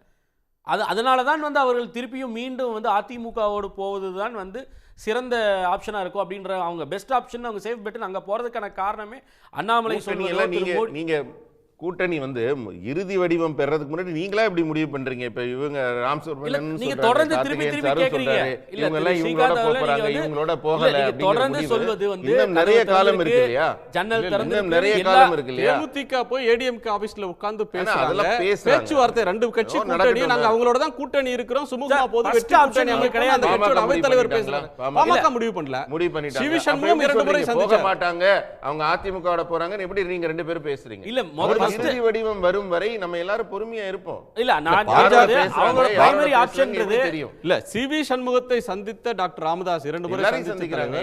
யாரை சந்திக்கிறாங்கன்னு எப்படி தெரியும்? பிஜேபி தலைவர்கள் யாரையும் சந்திச்சதா அதிகாரபூர்வமா ரெண்டு தரப்புல இருந்தும் வரல. அதிகாரபூர்வமா இல்ல. அப்ப நாங்க பிரைமரி ஆப்ஷன் வந்து பாமகவை பொறுத்தவரையோ தேமுதிகவை பொறுத்தவரையோ அதிமுக இருக்குன்றதா ரியாலிட்டி. இதைத்தானே வந்து நம்ம சொல்றோம். நீங்க வந்து பாஜகவை யாரோ புறக்கணிக்கிறாங்க அப்படின்றதெல்லாம் இல்ல. பிரைமரி ஆப்ஷன் வந்து பாமகவிற்கோ தேமுதிகவிற்கோ வந்து இங்க அதிமுக தான் வந்து இயற்கையா அவங்க நாடி போறாங்க. அப்போ நீங்கள் செகண்டரி ஆப்ஷன் தான். ஒருவேளை இங்கே வந்து ஈடேரில், இங்கே வந்து கிடைத்த பேரம் படியில், இல்லைன்னா அவர்களுக்கு வாக்கு வந்து சரியாக வராது, இல்லைன்னா எண்ணிக்கை பெற கிடைக்காது அப்படின்னு நினச்சா செகண்டரி ஆப்ஷன் நீங்கள். பிரைமரி ஆப்ஷன் ஏடிஎம்கேன்றது தானே இதில் புலப்படுது நமக்கு. அதை வைத்து தான் நம்ம பேசுகிறோம். பின்ன எல்லாரும் என்ன வெளிப்படையாக உள்ளே என்ன பேசுகிறாங்கன்னு மைக்கு போட்டுட்டு இல்லை வீடியோ எடுத்து நமக்கு சொல்லிட்டா பேசுகிறாங்க? நடக்கக்கூடியதை வச்சு தான் நம்ம அரசியலை வந்து ஸ்பெகுலேட் பண்ணுறோம். அப்போ அதன் அடிப்படையில் பார்க்கும்போது பாஜக வந்து செகண்டரி சாய்ஸ் தான். அண்ணாமலை அவர்கள் சொல்வதோ மோடி அவர்களுடைய வருகையோ வந்து கூட்டணி பொட்டன்ஷியல் அலைஸ்ன்னு சொல்லக்கூடிய பாமக இல்லை தேமுதிக, இப்போ நீங்கள் சொல்லக்கூடிய என்டிஏல இருந்து இப்போ இருக்காங்களான்னு தெரியாமல் இந்த பக்கம் பேசுகிறாங்க அந்த பக்கம் பேசுகிறாங்கன்னு சொல்ல கட்சிகளில் ரொம்ப பாப்புலரான கட்சின்னு பார்த்தா இப்போ இருக்கக்கூடியதில் வந்து பாமக, ஏடிஎம்கே வெளியே வந்துருச்சு, பாமகவும் தேமுதிகவும் தான். அந்த இரண்டு பேரும் வந்து பிரைமரி ஆப்ஷனாக அதிமுக தான் தேடி போகிறாங்க. அப்போது வந்து மோடி அவர்களோ இல்லை திரு அண்ணாமலை அவர்களோ they did not inspire confidence. அதுதானே வந்து யதார்த்தம். அப்போ இதுதான் நிலை தமிழ்நாட்டை பொறுத்த வரைக்கும். வட மாநிலங்களில் இன்னும் நீங்கள் வந்து தொடர்ந்து வந்து சொல்லிக்கிட்டே இருக்கீங்க இவர் ரொம்ப பலமாக இருக்கார் அப்படின்னு. நீங்கள் தேசிய அளவில் வந்து அந்த 400 கேட்டதுக்காக நான் சொல்கிறேன். அவ்வளவு பலமாக இருக்கக்கூடிய கட்சி கூட்டணியில் இருக்கக்கூடிய கூட்டணி இல்லை, சரத்பவார் கட்சியை உடைத்து அஜித் பவாரை வச்சு ஒரு கட்சியை கூட்டு வர்றீங்க போட்டின்னு சொல்லிட்டு அவருக்கு சின்னத்தை போகுது. அதே போல் ஷிண்டே உடைத்து வெளியே வர்றாரு, அவருக்கு சின்னம் போகுது. ஆனால் இன்னும் கூட ஏன் அங்கே அவ்வளோ பலவீனமாக இருக்குது? அதே போல் தான் நிதிஷ்குமாரை கூட்டி வந்ததுக்கப்புறம் இப்போவும் அங்கே வந்து செல்வாக்காவோட ஜன் விகாஸ் யாத்ரா நடத்தி அங்கே மகாகட்பன் வந்து ரொம்ப பலமாக இருக்குன்றது தான் வரக்கூடிய செய்திகள் நமக்கு கிடைக்குது. இல்ல நீங்க அது உங்களுக்கு வந்து நகைப்புக்குரியதா இருக்கலாம். வெளியில போறாங்க பலமா இருக்கீங்க சார், நீங்க எங்க கட்சிக்கு யாரும் வரலன்னா நாங்க பலவீனமா இருக்கோம். இல்ல என்ன பார்வை ஜெயிச்ச ஒருதலை பட்சமான பார்வை. உங்களுக்கு மம்தா வேண்டாம்னு போயிட்டாங்க, இல்ல நான் பேசி முடிச்சேன், தூக்கி போட்டு போயிட்டாங்க. நான் பேசி முடிச்சேன். எல்லாரும் உங்களுக்கு எதிராக இருக்கும்போது இண்டி கூட்டணி நுண்டி கூட்டணியா தடுமாறி கொண்டு இருக்கும்போது நீங்க வந்து சொல்றீங்க அவங்க எல்லாம் போனாலும் எங்களுக்கு பரவாயில்ல, சீச்சி இந்த பழம் புளிக்குங்கிறீங்க. எங்களுக்கு தமிழகத்துல கூட்டணி அமையாவிட்டால் நாங்க ரொம்ப கஷ்டப்படுறோங்கிறீங்க. நாங்க முதல்ல தொடக்கத்துல சொன்ன மாதிரி எங்களுக்கு மக்கள் சக்தி மட்டும் போதும், பிரதமர் மட்டும் போதும். நான் வந்து டோன்ட் இன்டரப்ட் ப்ளீஸ். நான் அதாவது பீகார்ல நீங்க சொல்றது உண்மைதான். போன முறை 17 சீட்டு நீங்க பிஜேபியோட நின்று 16 சீட்டு பெற்ற நிதிஷ்குமார் இன்று அங்க வந்து எலெக்ஷன் சீன்லயே இல்லாம இருக்காரு. அதனால தான் ஒரு வந்து இந்தியா கூட்டணி வந்து பிளஸிங் இன் டிஸ்கைஸ்ன்னு நினைக்கிறாங்க. ஒரு இந்தியா கூட்டணியோட கன்வீனராக இருப்பார், அவர் தான் ஷேப் ஆனதுக்கு காரணம் சொன்ன நபர் வந்து இன்று பீகார் அரசியலில் வந்து ஒரு ஜூனியர் பார்ட்னராக வந்து அவர் அங்கே ஒரு நான் டிஸ்கிரிப்ட் பர்சன் ஆகிட்டார். அங்கே இருக்காரா இல்லையானே தெரியல. பிஜேபி வர்சஸ் இங்கே வந்து இந்தியா கூட்டணி தான் அங்கே இருக்குது. அங்கே வலுவாக வந்து சீதாராம் யெச்சூரி, அகிலேஷ் யாதவோ இல்லை ராகுல் காந்தி, மல்லிகார்ஜுன கார்கே, தேஜஸ்வி யாதவ் பலத்தோட அவங்க இருக்காங்க. ஆனால் நீங்கள் ஞாபகம் வச்சுக்கோங்க, திருப்பியும் வந்து பெரிய ஆன்டி இன்கம்பன்சி பேஸ் பண்ண போற எனக்கு மட்டும் ஒரு பதில் சொல்லுங்க. அவர் எப்பவுமே திமுக சார்பு நிலை விட்டு மாறி இதெல்லாம் பேசுற வேலையில பிரதமர் வேட்பாளர் இருக்கக்கூடிய யதார்த்தத்தை பேசிட்டு இருக்கேன். நீங்க வந்து எனக்கு சாயம் பூசுற வேலை வேண்டாம், கருத்துக்கு பதில் சொல்லுங்க. யதார்த்தமா எதுவுமே உங்களுக்கு ஆதரவா பேசாதனாலே அது வந்து யதார்த்தம். இந்த ரெண்டு விருந்தினர்கள் பேசல, நான் மற்றவங்களுடைய கருத்தை கேட்டு வந்துடுறேன். ஒரு நிமிஷம். திமுக கூட்டணியிலும் அணிகள் வந்து முடிவாகலையே, இழுபறின்றது இருக்கத்தானே செய்யுது. அனைவருக்கும் வணக்கம். தேர்தல் வந்து ஒரு ஜனநாயகமான விஷயம். அதே போல தான் கூட்டணியும் ஜனநாயகமாக, முக்கியமாக வெளிப்படைத்தன்மையுடன் திராவிட முன்னேற்றக் கழகம் கூட்டணியை நீங்கள் பார்த்து கொண்டிருக்கிறீங்க, வகுத்து கொண்டு வருகிறது. பாஜக மாதிரி எதையுமே முழுசாக மறைச்சிக்கிட்டு யாரெல்லாம் வந்து விலைக்கு வாங்கலாம், எங்கெல்லாம் யாரெல்லாம் தூது அனுப்பலாம், இந்த வேலையெல்லாம் கிடையாது. தமிழறிவு மணியனை கூட அவங்க குழுவா தான் சார் போய் பார்க்குறாங்க. அவங்க என்ன திரைமறைவாக போய் பார்த்தாங்க? இந்திய தலைவர்கள் எல்லாரும் தமிழறிவு மணியனை போய், தமிழறிவு மணியன் மாதிரி ஆட்களை வந்து வெளிப்படையாக போய் பார்க்கறதுல ஒன்றும் தவறு இல்லை. ஆனால் இவங்க வந்து யாரெல்லாம் மறைமுகமாக என்னெல்லாம் தூது விடுறாங்கிறது நமக்கு எல்லாருக்குமே தெரியும். அதனால ஜனநாயகம் என்பது காக்கப்பட வேண்டிய மிக முக்கியமான ஒரு தேர்தல். இது மாண்பு முதல்வர்களே தெளிவாக சொல்லியிருக்கிறார், ஜனநாயகத்தை காக்க வேண்டிய போர் இதுன்னு சொல்லிட்டு. அப்போ அதுக்கான கூட்டணிகளை எப்படி வகுக்க வேண்டும், எப்படி இந்த போரை வெல்ல வேண்டும் என்பதை திராவிட முன்னேற்ற கழகம் தான் அதுக்கு உண்டான விஷயத்தை வந்து ஒவ்வொரு படிப்படியாக வகுத்தோம். இந்தியா கூட்டணி என்பது உருவானது முதல் பாஜக என்னெல்லாம் சொல்றாங்க, நாட்டு மக்களை எப்படிலாம் குழப்புறாங்க, என்ன விஷயத்தெல்லாம் மாற்றி மாற்றி பேசுறாங்க நம்ம பார்த்துக்கிட்டே இருக்கிறோம். அதே நேரத்தில் இந்தியா கூட்டணி எப்படியெல்லாம் உடைக்கலாம், எப்படியெல்லாம் சிதைக்கலாம், அங்கிருந்து யாரெல்லாம் உருவலாம், இந்த வேலைகளையும் மிக தெளிவாக பார்த்தாங்க. இப்போ அண்ணன் கருணேஷ் அண்ணன் பேசும்போது ரொம்ப கிளியராக சொன்னார், எங்களுக்கு வந்து கூட்டணி பெருசு கிடையாது, ஏன்னா மக்கள் என் கூட கூட்டணி இருக்காங்கன்னு. இந்தியா டுடே வந்து மூட் ஆஃப் த நேஷன் ஒரு இது பண்ணி ஒரு சர்வே எடுத்தாங்கண்ணே. அந்த என்ன சொல்லிருக்காங்க பாருங்க, 62% மக்கள் வந்து மோடி சொன்ன நல்ல திட்டங்களோ நல்ல விஷயங்களோ எதுவுமே செய்யலை, அவர் வந்து கடந்த 10 வருஷங்களா எங்களுக்கு என்ன சொன்னாரோ அதெல்லாம் எதுவுமே செய்யலைன்னு சொல்லியிருக்காங்க. ஆனால் அதுக்கு அப்படியே இன்னொரு பக்கம் பார்த்தீங்கன்னா அதில் 52% மக்கள் என்ன சொல்லியிருக்காங்கன்னா, பெரும்பணக்காரர்களுக்கு மட்டும்தான் இந்த அரசு இதுவரை வேலை செஞ்சிருக்கு, சாமானிய மக்களுக்கும் பாமர மக்களுக்கும் என்னெல்லாம் துயரம் செய்ய முடியுமோ, என்னெல்லாம் சங்கடம் தர முடியுமோ, எவ்வளவு தூரம் எங்களை வஞ்சிக்க முடியுமோ அவ்வளவு தூரம் வஞ்சிக்க இந்த அரசு சொல்லிட்டு நாங்க சொல்லல, திராவிட முன்னேற்ற கழகம் சொல்லல, இந்தியா டுடே உடைய கருத்து கணிப்பு மூடாவது நேஷன் நீங்க பார்த்துக் கொள்ளலாம். இந்த டேட்டா அங்க இருக்குது.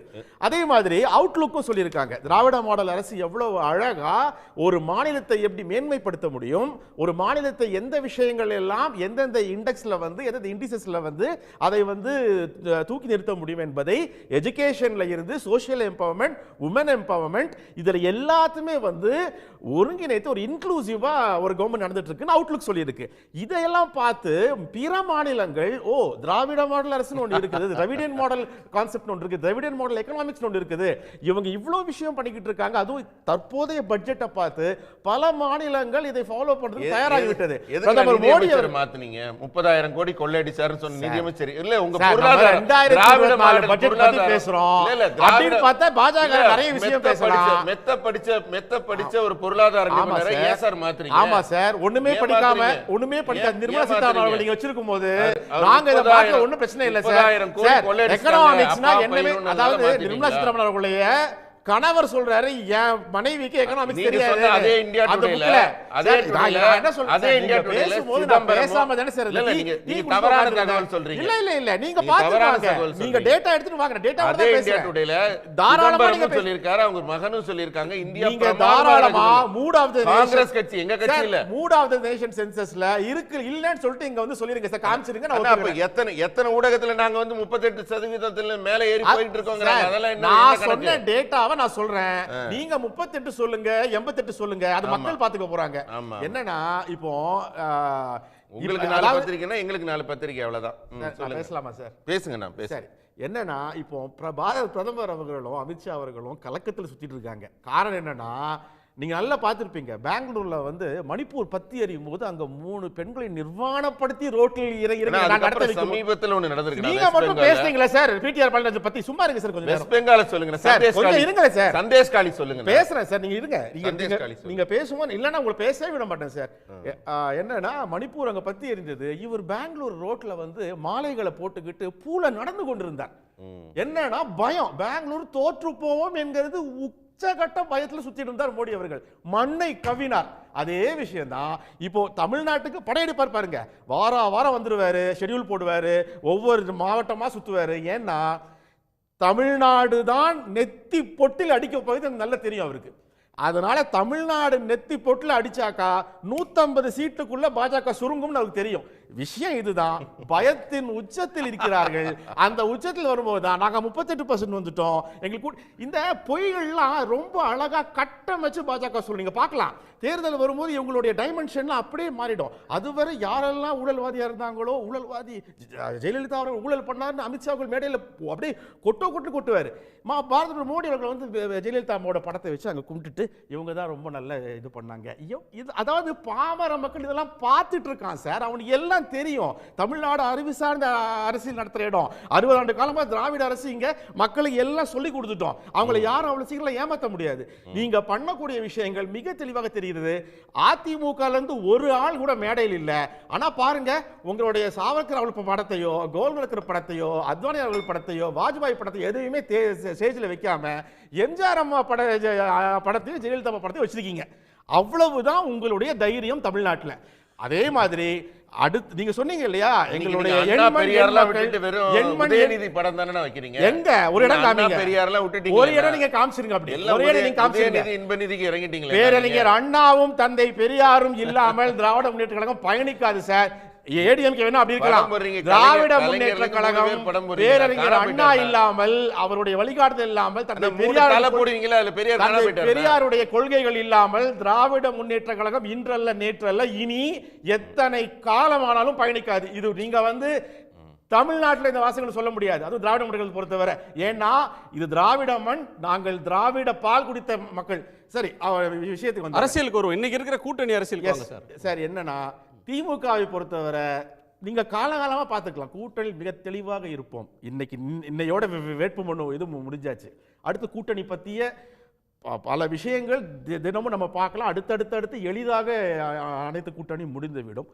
தேர்தலுக்கு தயாராகிறோம், தேர்தலுடைய பரப்புரைக்கும் தயாராகிறோம். இவர்களைப் போல குழப்பிக்கொண்டு மக்களையும் குழப்பிக்கொண்டு இவர்களும் குழம்பிக்கொண்டு இருக்க வேண்டிய அவசியம் திராவிட முன்னேற்ற கழகத்துக்கு இல்லை. குழப்பமே இல்லையே சார். அவங்க வந்து ஒரு லைன் சொல்றாங்க, நரேந்திர மோடி அவர்களை பிரதமர் வேட்பாளராக ஏற்றுக்கொள்ளக்கூடிய யார் வேண்டுமானாலும் எங்களோட சேரலான்றது பிஜேபியோட லைன். எங்களுக்கு அதில் உடன்பாடில் தேசிய கட்சிகளால் தமிழ்நாட்டுக்கு எந்த பலனும் இல்லை, நாங்கள் தமிழ்நாடு இழந்த உரிமையை மீட்போம், தமிழ்நாட்டை காப்போம்னு அதிமுக அவங்களுக்கு குட் பை சொல்லிட்டு அவங்க ஒரு லைனில் போகிறாங்க. சார், மோடி எங்க டாடின்னு சொன்ன திரு ராஜேந்திர பாலாஜி அவர்கள் இன்னைக்கு என்ன சொல்றாரு? அந்த லட்சணத்துல தான் பாஜகவை அவங்கள கூட்டணியா இருந்த ஆட்களே வச்சிருக்காங்க. மோடி எங்க டாடின்னு சொன்னவர் இன்னைக்கு நீங்க காமிச்சீங்க, என்ன சொன்னாரு? சோ பாஜகவை கண்டு கூட்டணிக்கு செல்லவே கூடாதுங்கிற அச்சத்துல தான் மீதி கட்சிகள்லாம் இப்போ இருக்குது. என்ன பண்றதுன்னு தெரியல அவங்களுக்கு. பாஜகவை மட்டும் போய் சேர்ந்துடக்கூடாது, நான் என்ன கட்சியையும் அழிச்சிருவாங்க நாட்டையும் அழிச்சிருவாங்கங்கிற ஒரு பயம் கண்டிப்பாக அவங்களோட கூட்டணி இருந்த ஆட்கள்கிட்டே இருக்கிறது. இதுதான் உண்மை. சார், அதாவது குறுக்கிட விரும்புறேன், ஒரே ஒரு நிமிஷம் நான் முடிச்சிடுறேன். அவர் சொல்றாரு இன்னைக்கு வந்து ராஜேந்திர பாலாஜியும் செல்லூர் ராஜுவும் மிகப்பெரிய தலைவர்கள் ஆகிவிட்டார்கள் திமுக. சொல்லவே இல்லை நாங்க.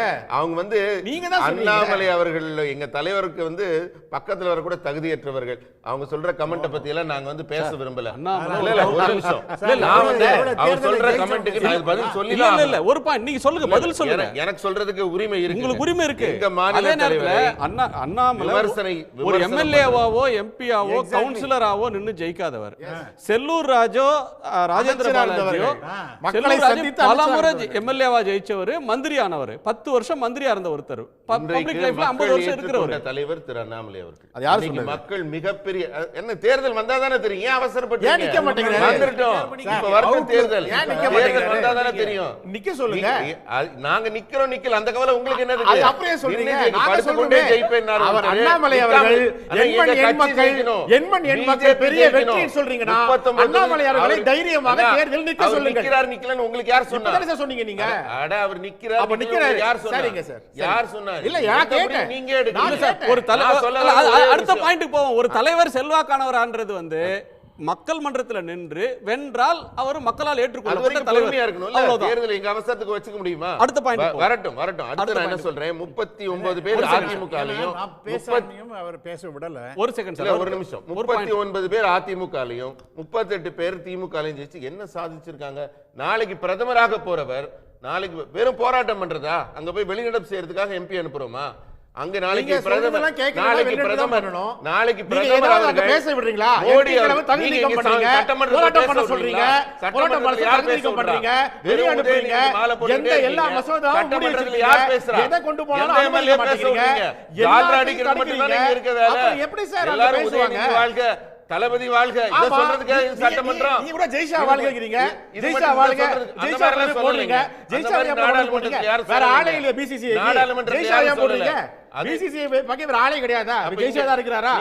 ஒரு நிமிஷம் யார போட்டுருக்கீங்க? அதெல்லாம் இல்ல, அதெல்லாம் இல்ல. நான் சொல்றேன் சார், நீங்க எம்சிசில யார போட்டுருக்கீங்க? நீங்க ஒரு விஷயத்தை பேசிட்டு இருக்கும்போது எம்சிசில யார போட்டுருக்கீங்க சார்? யார போட்டுருக்கீங்க சொல்லுங்க. எம்சிசில யார் இருக்கா? தெரியுமா தெரியாதா? சொல்லுங்க. நீங்க எனக்கு தெரியும். உங்களுக்கு தெரியுமா தெரியாதா? தெரியும், சொல்லுங்க. அப்ப நீங்க அங்க மட்டும் பிசிசி இருக்காங்க. நீங்க உங்க அமைச்சர் அவர்கள் பிசிசி அமைச்சர் பையனா இருக்கு. நீங்க போட்டுக்குவீங்க, நாங்க அங்க போட்டு கூடாதா? ஜெய்ஷா என்ன பண்ணாரு? நான் என்ன சொல்ல வரேன், ஜெய்ஷா என்ன பண்ணாரு? கிரிக்கெட் என்ன பண்ணாரு ஜெய்ஷா? இங்க இருந்து பிளேயரா இருந்தாரா? நான் சொல்றேன் 39 பேரும் பாஜக எம்எல்ஏவா போறாங்க. நீங்க பாருங்க, எம்எல்ஏ போறாங்களா? அப்ப சரி, சாரி எம்பியா போறாங்க. மன்னிக்கணும், திருத்தம். 39 பேர். நீங்க எம்எல்ஏ சட்டமன்றம் பத்தி பேசுனதால சொல்லி சரி சார். உங்களுக்கே நம்பிக்கை இல்ல சார் போறாங்க. இப்ப நீங்க ஆரம்பத்திலே சொன்னது போல இன்னைக்கு தமிழ்நாட்டை பத்தி தான் பேசணும். மூடாத நேஷன் நம்ம நண்பர் சொல்றாரு. மக்களுடைய ஒரு பெரிய கட்டுரை எழுதி ஏராளமான ஒரு இது வந்துடுது. அவங்களுடைய பாப்புலாரிட்டி ரொம்ப அதிகமாக இருக்குது. ஏன் சார் அப்ப பத்திரிகைகள் நீங்க தான் கிட்டத்தட்ட எல்லா பத்திரிகைகளையும் ஓன் பண்ணி வச்சிருக்கீங்க. அதுல ஏன் மூடாத ராகுல் காந்தி தான் ரொம்ப உயர்வாக பேசுகின்றால் எல்லா ஆரம்பத்திலேருந்து? ஏன் அப்ப மூடாத நேஷன் அப்படின்னு பார்த்தீங்கன்னா தமிழ்நாட்டை பொறுத்த வரைக்கும் இன்னைக்கு ராகுல் காந்தி தான்.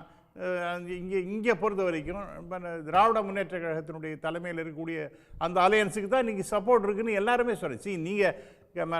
ஞானப்படுத்தா குதிரை மாட்டோம் அப்படிங்கிற மாதிரி நீங்கள் அது எவ்வளோதான் நீங்கள் குறைச்சா கூட டிஎம்கே உடைய நம்ம பர்சன்டேஜ் ஒன்றும் குறையலை. நீங்கள் ஒன்று 45ங்கிறாங்க, 43 ரொம்ப மோசமாக ஒரு விபரீதமாக போட்டதுங்கிறது 38ங்கிறது தான். மற்றபடி DMK is on very very solid wicket. அப்புறம் எல்லாரையும் இவங்கெல்லாம் ட்ரை பண்ணுறாங்க. இப்போ பிஜேபியை பொறுத்த வரைக்கும் கேன் ஐ கண்டினியூ? ப்ளீஸ். அதாவது பிஜேபியை பொறுத்த வரைக்கும் எம்ஜிஆர் அவர் நண்பர் சொன்னது போல் எம்ஜிஆரை வந்து தூக்கி பிடிக்கிறார். அப்புறம் ஜெயலலிதாவை தூக்கி அவங்களெல்லாம் போய் அவங்க எவ்வளோ இன்னும் இப்போ சோஷியல் மீடியாவில் வந்துட்டு ஊழலில் முதல் நம்பர் அப்படின்னு சொல்லிட்டு ஜெயலலிதாவை பிரதமர் பேசின விஷயங்கள்லாம் இன்றைக்கும் சோஷியல் மீடியாவில் ஓடின்னு இருக்கு. ஆனால் அவங்களுடைய ஆட்சி பிரமாதமாக இருந்ததுன்னு பேசுகிறார். அடுத்து பார்த்தீங்கன்னா தேமுதிகவை எப்படியா வளைக்கணுங்கிறதாக அரை பக்க கட்டுரை ஆங்கிலத்திலையும் சரி தமிழ்லையும் சரி எல்லா பத்திரிகைகளையும் இன்றைக்கி அது வந்தது. எதுக்கானா அவங்கள எப்படியா எழுதிடலாம், அந்த சிம்பத்தி வாங்கிக்கலாம் அப்படிங்கிறாங்க. ஒன்றுமே that has not work out at all. அப்போ ரொம்ப தெளிவாக இருக்கின்றது. மூடாத state is definitely against BJP and definitely in favour of இன்னைக்கு என்ன பேராமீட்டர்ஸை நீங்கள் வந்து டிஎம்கே நீங்கள் ரிஜெக்ட் பண்ண முடியும்? நான் ஜென்ரலாக பேசுகிறேன். I am not a DMK man. நான் இன்றைக்கி நான் பார்க்குற எல்லா விதத்துலையும் சோஷியோ எக்கனாமிக் இஷ்யூஸு எல்லாத்திலையும் இன்றைக்கி ரியலாகவே பர்ஃபார்ம் பண்ணுற ஒரு பார்ட்டி அல்லது கவர்மெண்ட்டுன்னு பார்த்தீங்கன்னா இந்த கவர்மெண்ட்டு தான் இருக்குது. அப்போ மக்கள் யார் எல்லா ஆஸ்பெக்ட்லையும் இப்போ எஜுகேஷனாக இருக்கட்டும், ஹெல்த்தாக இன்றைக்கி நான் ரொம்ப ஒரு ஆர்டிகல் ஒன்று படித்தேன் சார், அவுட்லுக்கில். நம்ம டாக்டர் ஏடன் எழுதினது அவுட்லுக்கில் இருக்குது. ஃபேண்டாஸ்டிக்காக இருக்கின்றது. இன்றைக்கி என்னென்ன செய்திருக்கின்றார்கள் ஹெல்த்தை ஹெல்த்து கேரை பொறுத்த வரைக்கும் என்னென்ன சிறப்பாக செய்திருக்கின்றார்கள் அப்படிங்கிறத பற்றி அது ரொம்ப பிரமாதமான ஆர்டிகலாக இருக்குது. எல்லாமே தேர் ஆல் ஃபேக்சுவல் ஸ்டேட்மெண்ட்ஸ். சரி சார். அப்படி இருக்கும்பொழுது எந்த ரீசனுக்காக டிஎம்கேக்கு ஓட்டு இல்லை அப்படின்னு நீங்கள் சொல்ல முடியும்? பிஜேபி எங்கேயோ வளர்ந்து விட்டதுன்னா உங்களுக்கு அந்த மீடியா வச்சுன்னு நீங்கள் வந்து ஹைப்பெல்லாம் கிரியேட் பண்ணிங்கன்னா that is not going to work out at all. AIADMK மற்றும் பாஜக கூட்டணியில் உடன்பாடு ஏற்படாமல் கூட்டணி அமைக்கிறதுல இழுபறி நீடிப்பதற்கு என்ன காரணம்னு ஒரு கேள்வி நேயர்கள் முன்னாடி வைத்திருந்தோம். யூடியூப் வாயிலாக நேயர்கள் யூடியூப் கம்யூனிட்டியில் கருத்து தெரிவிச்சிருக்கிறது என்னென்னா, வெற்றிக்கு உத்தரவாதம் இல்லாததால் என்று 71% நேயர்களும், தேர்தலுக்கு இன்னும் அவகாசம் இருப்பதால் இந்த தாமதம் ஏற்படுகிறதுன்னு 12% பேரும், தங்கள் முக்கியத்துவத்தை காட்டுவதற்காக என்று 10% பேரும், கடைசி நேர மாறுதலை எதிர்பார்த்து இந்த தாமதம் என்று 7% பேரும் கருத்து தெரிவிச்சிருக்காங்க. அந்த நேயர்களுக்கு நன்றி. திரு சீனிவாசன், உங்கள் நிறைவு கருத்தை சொல்லிடுங்க சார். அதாவது இந்த நாடாளுமன்ற தேர்தலை பொறுத்தவரையும் அதிமுகவுடைய அலை வீசுது சார். இதான் யதார்த்தமான நிலை. இன்றைக்கு வந்து எல்லா கட்சிகளும் தமிழ்நாட்டில் இருக்கிற வெற்றி பெறணும் நினைக்கிற கட்சிகள், இந்த மண்ணிற்கு உரிமைகளை பெற்றுத் தருகின்ற கட்சிகள், அதெல்லாம் வந்து அதிமுகவினுடைய நிலைப்பாட்டை நோக்கி வர்றாங்க. கழகத்துடைய பொதுச் செயலாளர் எடப்பாடியாருடைய கருத்தை வலுப்படுத்தினா நாடாளுமன்ற தேர்தலில் மக்கள் அங்கீகரிப்பாங்கன்னு நம்புறாங்க. அந்த அடிப்படையில் தான் முன்னாள் அமைச்சர்கள் அண்ணன் செல்லூர் ராஜோ, ராஜேந்திர பாலாஜியோ சொன்ன கருத்து ஒரு சரியான கருத்து. என்னன்னு கேட்டீங்கன்னா, பாஜகவினுடைய மக்கள் விரோத செயல்பாடுகளை அதிமுக பல்வேறு கட்டங்களில் கண்டித்து வருகிறது. அதாவது பாமகவை பொறுத்தவரையும் பல்வேறு நிலைப்பாடு என்னன்னா, அவங்களுக்கு தேவையான இடங்கள், அதற்கு பிறகு நோக்கம், இதெல்லாம் வந்து பல முறை அவங்க கட்சியினுடைய பொதுக்குழு எல்லாம் பேசி இருக்கிறாங்க. இது சம்பந்தமா தமிழ்நாடு முதலமைச்சர்கிட்ட கூட போய் ஜாதிவாரி கணக்கெடுப்பு இது போன்ற அவங்களுடைய நோக்கத்தை எல்லாம் வந்து வச்சிருக்கிறாங்க. அப்ப அவங்களுடைய பொதுப்பட்டியல், மாநில பட்டியலுக்கும் பொதுப்பட்டியலுக்கான அந்த மாநில நிலைப்பாடு இதெல்லாம் பாத்தீங்கன்னா பாட்டாளி மக்கள் கட்சியினுடைய அந்த நிலைப்பாடு வந்து மத்தியில் ஆளுகிற அரசை எதிர்நோக்கிதான் அவங்க பல்வேறு கருத்துக்களை கடந்த காலங்களில் வச்சிருக்கிறாங்க. அந்த அடிப்படையில அதிமுக மீது ஒரு பார்வை அவங்களுக்கு இருக்கு. அதிமுகவோடு சேர்ந்தால் பூவோடு சேர்ந்து நாரும் வணக்குங்கிற மாதிரி கட்சிகளுடைய கருத்துகள் இருக்குது. இன்றைக்கு வந்து நாடாளுமன்ற தேர்தலில் திமுக அதிமுக இதுதான் இன்றைக்கு வந்து களத்தினுடைய யதார்த்த நிலைப்பாடு. திரு சீனிவாசன், அதிமுக அலை வீசுது அப்படின்னு சொல்றீங்க, அதிமுக அலை வீசுதுன்றீங்க. ஆனா இன்றைக்கு வரையிலும் இந்தியா முழுக்க மோடி அலை வீசுகிறது, தமிழ்நாட்டிலையும் அதிமுகவுடைய வாக்கு வங்கியை பிஜேபி தாண்டிடுச்சு அப்படின்னு பிஜேபி கிளைம் பண்ற ஒன்றை பார்க்கிறோம். உண்மையில வந்து சொல்லுங்க சார். இல்ல, பாஜகவிற்கு என்று தமிழ்நாட்டில் எந்த செல்வாக்கு இல்லைங்க. அதாவது பிரதமர் மோடியே வந்து அந்த கூட்டத்துல பேசுறாரு, புரட்சி தலைவர் அம்மாவை சொல்றாரு, புரட்சி தலைவர் எம்ஜிஆரை சொல்றாரு அப்படின்னா அதோடைய என்ன பதிலா இருக்கும்?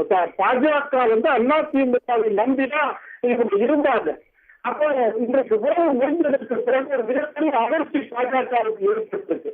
அதாவது இவங்க வாயில பேசுறாங்க, அதாவது இவங்களுக்கு செல்வாக்கு இருக்கு அப்படின்னா சொல்றாங்க. அது அவங்களுடைய நிலைப்பாடு, அதுல நம்ம வந்து இல்லை. ஆனா அதிமுகவை நம்பி இருந்தாங்க. அதிமுக இன்றைக்கு இழப்புன்றது அவங்களுக்கு தாங்க முடியாத ஒரு இழப்பா தான் நாடாளுமன்ற தேர்தலில் இருக்குது. அதனுடைய நிறைய இடங்கள்ல அவங்க அதை பத்தி வெளிப்படுத்தி இருக்கிறாங்க. இன்னும் கூட கூட்டணிக்கு வரும்னு அவங்க நம்புறாங்க. ஆனா அதற்கான சாத்தியம் இல்லை. உடைந்ததுதான். உடைந்த கண்ணாடி ஒட்டாது. பாஜகவை விட்டு அதிமுக வெகு தூரம் சென்று விட்டது.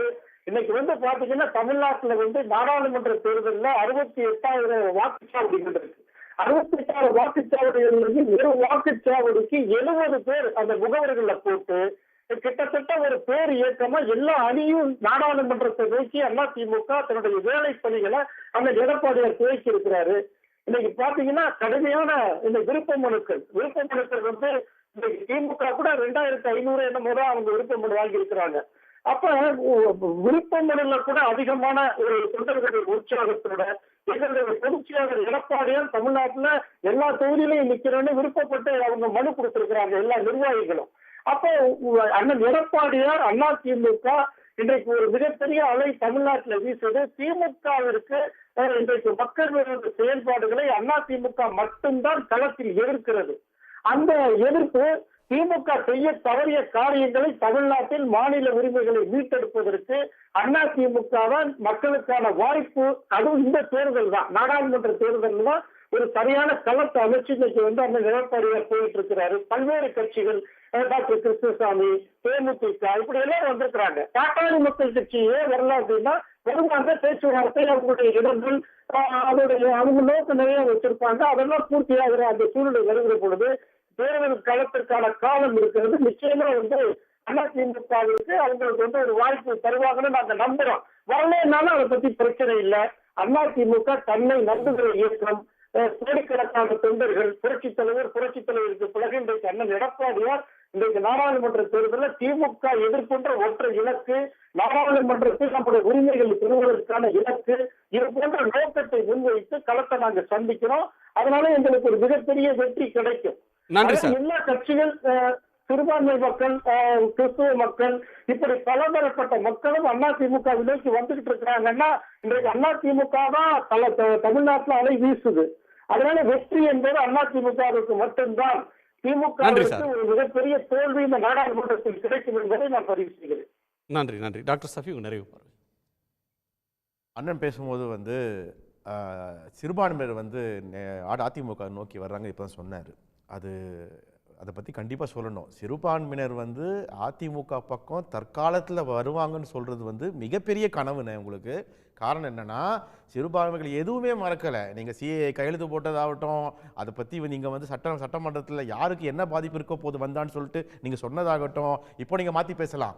ஆனால் சிறுபான்மையினரை பொறுத்தவரை 100% அதிமுகவை எப்படி அம்மையார் ஜெயலலிதா கரசேவைக்கு ஆள் அனுப்புனாரோ, இங்கே நீங்கள் சிஏ கையெழுத்து போட்டிங்களோ, இது ரெண்டையுமே சிறுபான்மையினர் மன்னிக்கிறதுக்கான வாய்ப்பு கிடையாது. நீங்கள் அவங்கள உங்கள் பக்கம் வருவாங்கிற கனவை நீங்கள் வைத்துக்கொள்ளலாம். ஆனால் அதுக்கு சாத்தியம் மிக மிக குறைவு.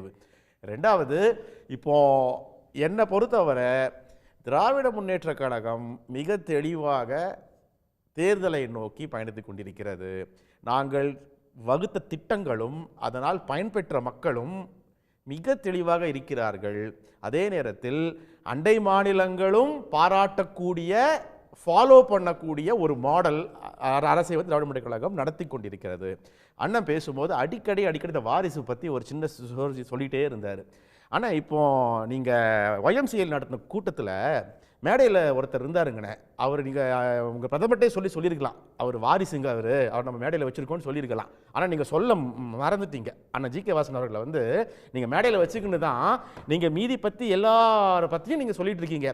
நீங்கள் அப்போ பிரதமர்கிட்ட போயிட்டு ஒரு சின்ன வார்த்தை, பிரதமர் அவர்களே இவரும் வாரிசு தான், நம்ம மேடையில் வச்சுட்டு தான் நம்ம திமுகவை பற்றி இவ்வளவு குறை சொல்லிட்டு இருக்கோம், நீங்கள் வார்த்தை சொல்லியிருக்கலாம். காரணம் மீண்டும் மீண்டும் மக்கள்கிட்ட நீங்கள் சொல்லி ஒரு பிரயோஜனமும் இல்லை சார்.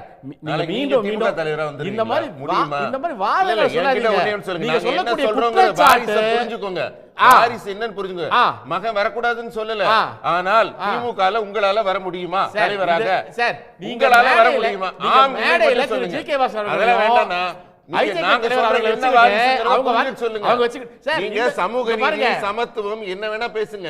நீங்க யோசிச்சு பாருங்க, முன்னாடி அந்த காலத்துல நீங்க 14 பேர் ஜெயிச்சிருக்கீங்க சிறுபான்மையினர். ஆமா, இப்ப நீங்க திமுக கிட்ட கூட்டணி வச்சதுக்கு அப்புறம் நீங்க 1 2 தான் ஜெயிக்கிறீங்க. உங்களுக்கு என்ன சார் கவலை? என்ன கவலை இல்ல. உங்களுக்கு ஏன் கவலைப்படுறீங்க? உங்களுக்கு ஒண்ணுமே செய்யல. உண்மையாவே சிறுபான்மையினத்துக்கு ஒண்ணுமே செய்யல. அதனால ஒரு மாயையில மாட்டிக்கிட்டு இருக்கீங்க. செய்யலன்னு சொல்றீங்க. இது நீங்க சொல்லி மக்கள் நம்ப போறாங்க. அதுதான் பெரிய வேடிக்கை. நீங்க சொல்றது ரொம்ப ஆச்சரியமா இருக்கு. சிறுபான்மை ஒண்ணும் செய்யலன்னு சொல்லிட்டு முடியற நேரம் உங்க கருத்து சொல்லுங்க. அடுத்து ஓகே. என்னன்னா அண்ணா வந்து பேசவே விட மாட்டேங்கிறார். பாவம் முடிவோட வந்திருக்காரு. என்னன்னா மீண்டும் மீண்டும் இவர்கள் சொல்லக்கூடிய பொய்யை முக்கியமாக தமிழ்நாட்டு மக்கள் நம்ப தயாராக இல்லை. அதை விட முக்கியமான விஷயம், இப்போ வடநாட்டு மக்களும் உஷாராயிட்டாங்க.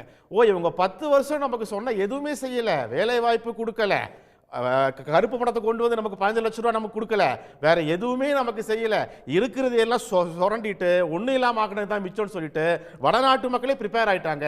இந்த தேர்தல் ஜனநாயகத்தை காக்கும் தேர்தல் என்பது உறுதியாக போகிறது. இந்தியா கூட்டணி வெற்றி பெற போகிறது.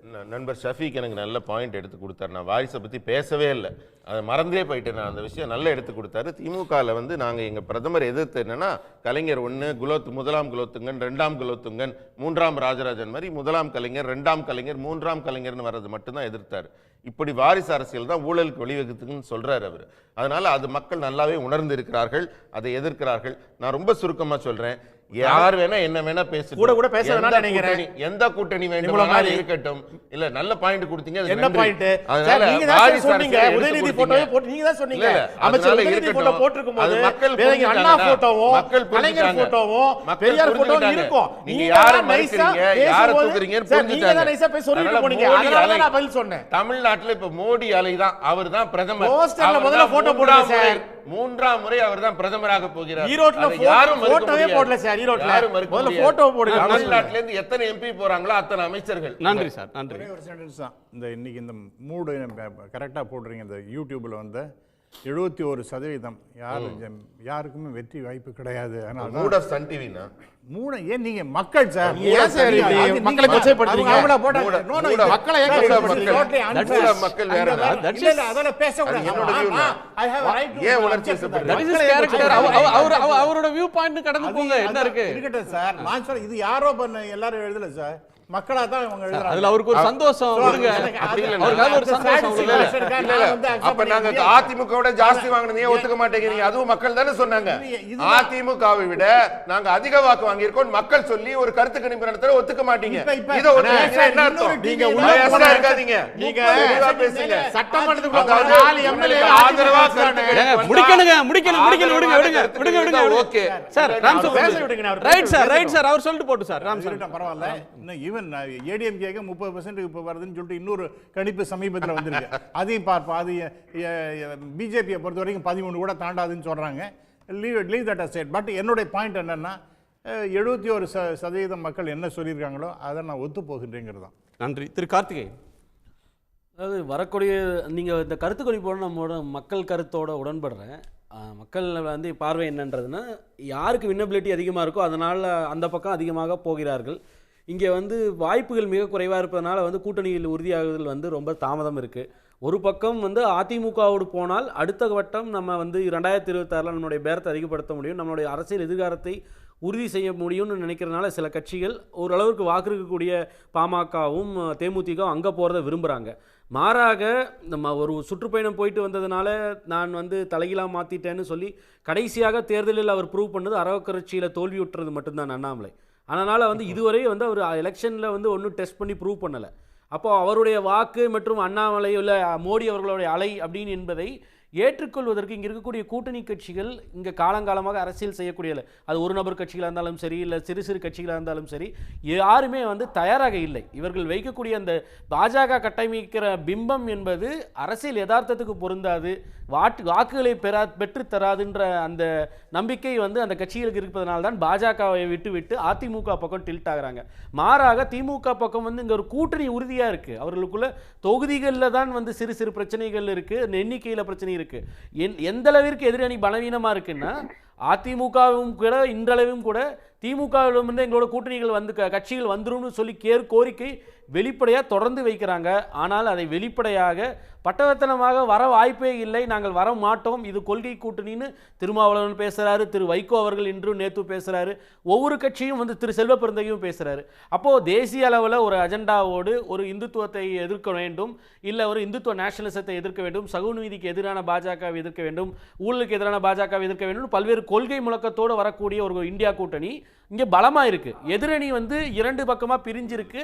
அதில் யார் யாரோடு போவது என்பதே இன்னும் முடிவாகலை. மாறா இங்கே வந்து தொகுதிகளை முடிவு செய்யக்கூடிய நிலையில் வந்து இன்னும் ஓரிரு நாட்கள் முடிவு செய்யக்கூடிய நிலையில் இருக்கும் பொழுது அப்போ வின்னபிலிட்டி வந்து அதிகமாக இங்கே இருக்கக்கூடிய டிஎம்கே லெட் ரூலிங் அலையன்ஸ்க்கு இருக்கிறதுனால தான் இங்கே எதிரணியில் இன்னும் இவ்வளோ குழப்பம் இருக்குது. நன்றி சார், நன்றி நன்றி நன்றி. அனைவருக்கும் நன்றி. மீண்டும் சந்திப்போம். இது கேள்விக்களம் மக்களின் மேடை.